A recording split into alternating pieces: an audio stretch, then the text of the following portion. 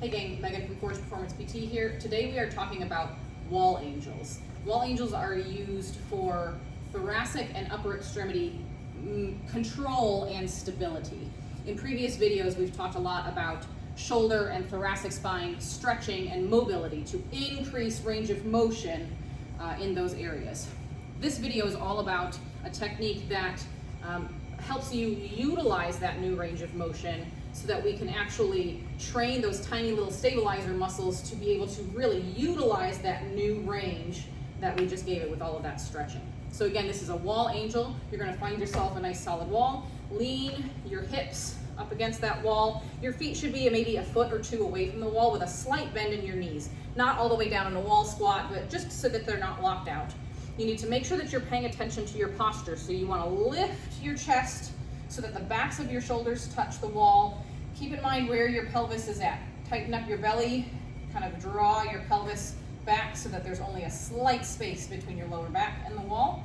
And then I want you to tuck your chin so the base of your head touches the wall. Not like this, so the top of your head touches. Keep your ears level with the ground and tuck that chin back. From here, you're going to squeeze your shoulder blades back, draw your thumbs back into external rotation so that they're touching the wall. If you can, see if you can start raising your arms up overhead while keeping your thumbs touching, preferably your elbows as well.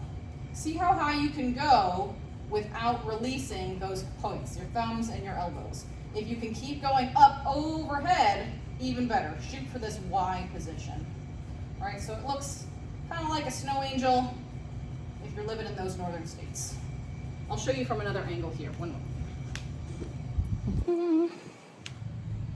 So from this side angle, you'll be able to see better exactly what I'm talking about. Feet are a little bit away from the wall. Slight bend in your knees here. Lift your chest. Tuck that pelvis so that there's a small space here, not a big gap here.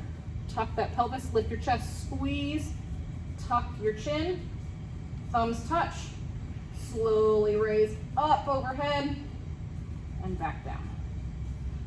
Slowly raise up and back down. All the while you're maintaining all these points of contact. Hips, backs of shoulder, base of skull. Thumbs up and back down.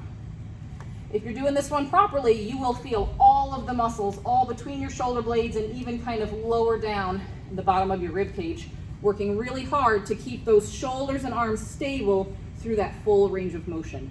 This helps those tiny stabilizer muscles wake up and learn how to operate in that new position that you've just given it with all of those stretches, so that when you eventually add a load to those, whether it be in the workout or just in everyday life, your muscles will know how to handle that increased load. Give it a try and see how it goes.